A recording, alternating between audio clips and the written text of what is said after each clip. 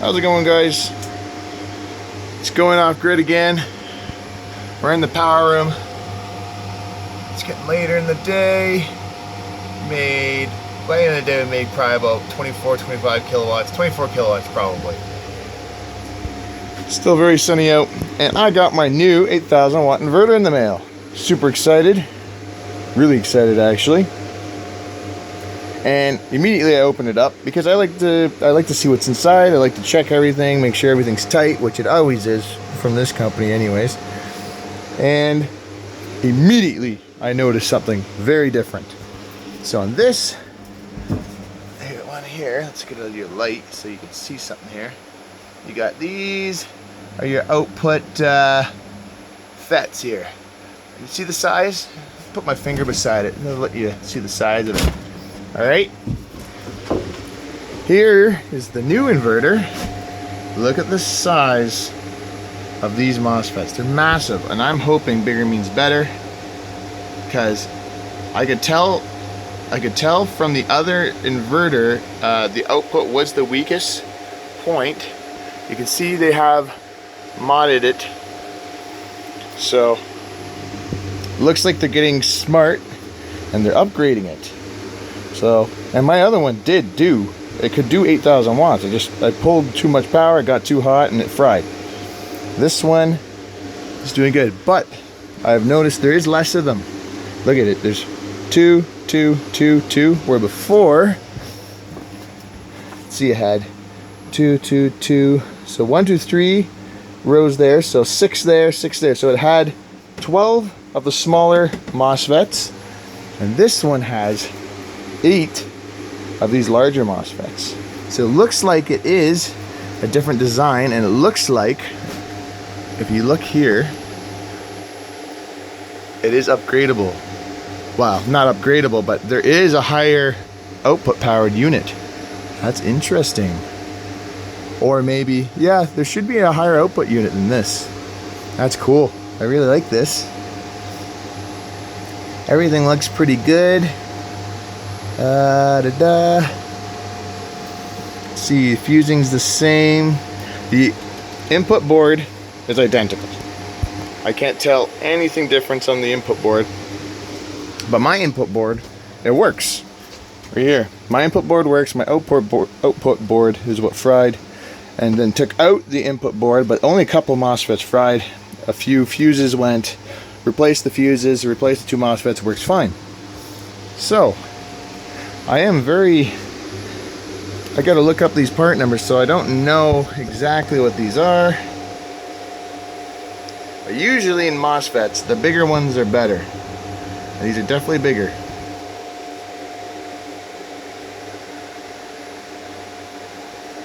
The input MOSFETs look to be 59 and 30. What did I have?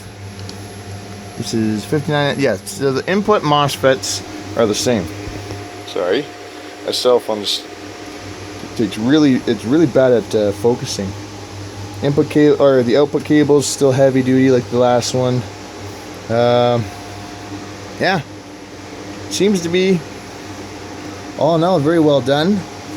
I like on this one it's got a positive and negative, where on the other one I believe it was just colorful. It was blue and red, and on this one it's black and red. So it's more. It's better color coded, so you know which one's positive and negative.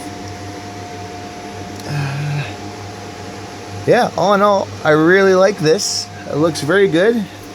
This time I'm not going to pull too much power through it like I did before, because like I said earlier, in this price range, you're not going to get the safeties that you'll get in this price range.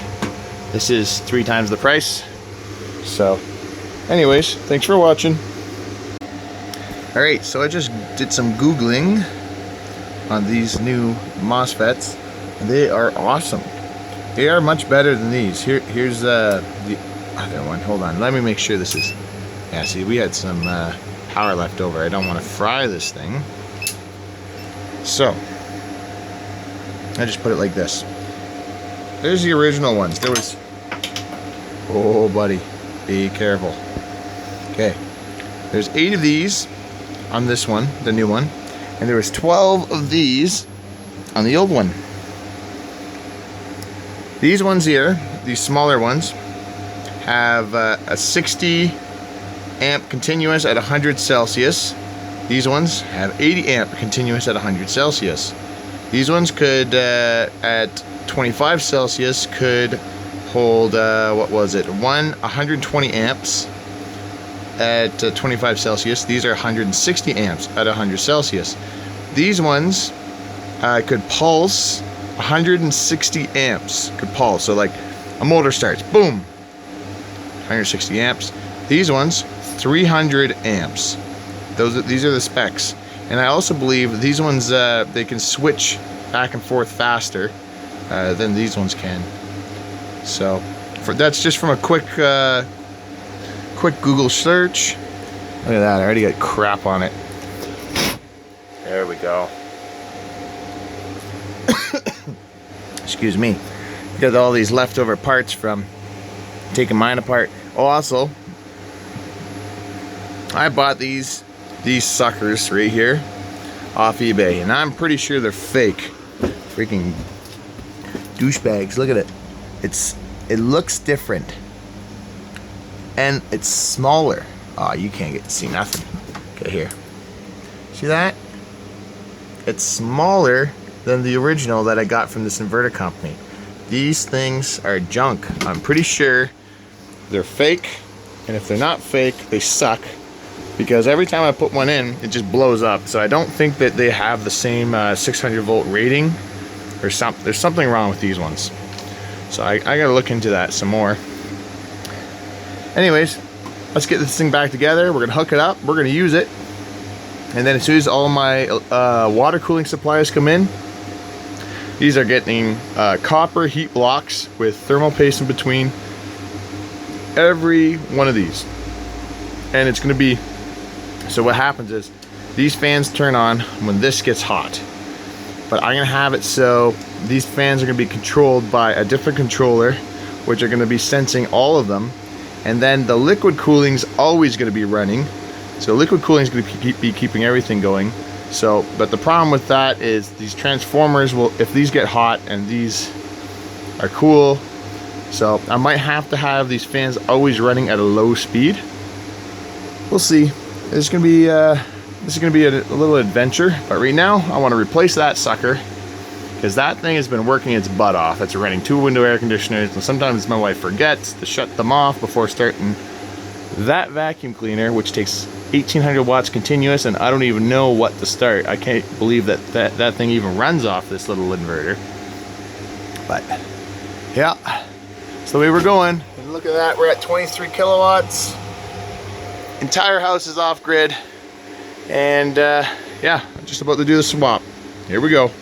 Guys, I'm happy to say I got an 8000 watt inverter on the wall again, but I won't pull 8000 watts continuous.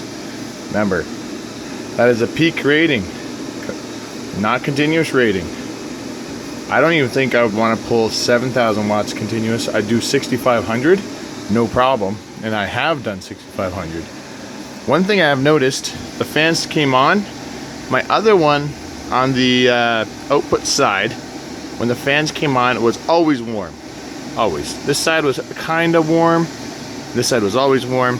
This one, the fans came on and it was cool. So I'm wondering if they turned up or lowered the temperature of what the heat sinks have to be for the fans to turn on. So that's pretty neat to see that. It's working really, really well so far, but it's only been on for an hour. It's running what the 3000 watt, that super reliable one's been running. So it's running 2 window air conditioners, my computer, projector, whatever else those plugs have on it, like just little chargers and stuff. Not a big deal. It is wired to be hooked to the house. Oh, one more thing though. From what I've seen so far, this has a live ground. Dang it. Oh well, what can you do? The other one, this one did not have a live ground. This one does. So I gotta ask them, can I bind the neutral and the ground, or is it gonna blow up? because Old Time Engineer, he's got a really good channel. You guys should check him out. He has an inverter, and he said he checked from neutral to ground and it showed half voltage, and he bounded them anyways, and he didn't have a problem. But then I know people that did the exact same thing and the inverter blew up immediately, so I don't recommend it. So I'm gonna call them, or not call them, I'm gonna email them and ask them if it can be bound. Right now I'm not using the ground at all. So, and another thing I noticed, actually it's pretty normal because this is grounded. I was gonna say I got a zap from here touching this with my one arm and touching the positive, but that makes sense because it's grounded. So yeah, we produced 23.5 kilowatts today, and I'm preparing to put another 1,000 watts on the roof, on the garage roof. So I'll be producing another approximately 8 kilowatts a day. And another thing I noticed with this inverter, the fans stay on longer before they turn off. So this could be a much better inverter. We will find out. Like, this room gets really hot. I'm gonna try and keep this room as cool as possible. I got a fan blowing from my garage, as you can see, into my power room. But if the temperature is 30 degrees outside, it's going to be 30 in here or more, especially if I'm pushing the inverter and it's putting out heat. It's heating the room up. So we'll see. Eventually I might knock a hole in the wall and put an AC unit. We will see, just because if an AC unit is going to increase the lifespan of my batteries, I will gladly put an extra 800 watts of solar on the roof to run the AC unit. Gladly. So that's not a big deal at all. In the winter, no problem, because this room is quite cold. In the winter, I'm actually doing the opposite. I'm almost heating it. But I did notice, since I've been running my house, when it's cold outside, these heat this room up quite a bit. So I don't have to heat it very much. That still runs the rest of the house. This is just doing what that 3000 watt inverter did in its place, but it also runs everything in the garage now. So that's my compressors and whatever I have plugged in the garage. Power tools.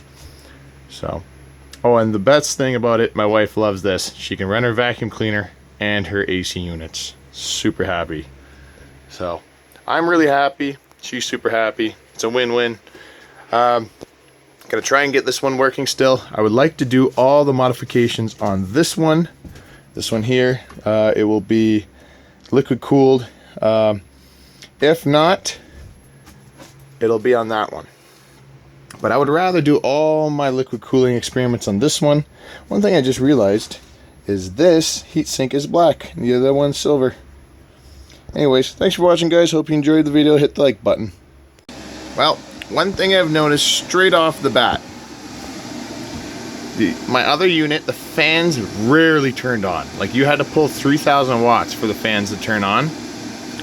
This unit, I told them what happened to mine and what I did and how much power I was pulling and how it blew up. And these fans are running like 50% on, 50% off. So they're off for 5 minutes, on for 5 minutes. It seems like they're really doing a good job of cooling this inverter. And when they turn on, it's not even, it's like before, that had to have been hot, this heat sink, because heat was coming out of this, and now they're all the same. Like, there's never any heat coming out. So it looks like they're doing a really good job of keeping this heat sink a lot cooler, which if the MOSFETs are colder, they can produce more power. So that's good to see. The only thing you got to watch now is your fan life. When your fans start going, replace them. Don't keep using the inverter. You got to replace them, or they definitely would. This inverter will definitely die. But I'm very excited to see if this one works better, just the way it is, with the modifications that they have made. So that's pretty neat to see that they are. I guess they're listening. I don't know if they're listening to me or listening to their own testing or what, but they're definitely changing the inverter. So that's neat to see. And this one here, I can't wait to get this one on liquid cooling. Man, it's going to be fun. I'm going to message them tonight, see if they can send me this right here. I wonder how much this is. This is the output side, the pure sine wave side. It's probably the more expensive board, I'm guessing. This is probably the expensive one, and that one is probably the cheap one, but we'll see. See what they say. Anyways, this video is getting way too long. Thanks for watching, guys. Hope you guys enjoyed these videos. I know it's super messy. I gotta clean it up. It's gonna happen eventually.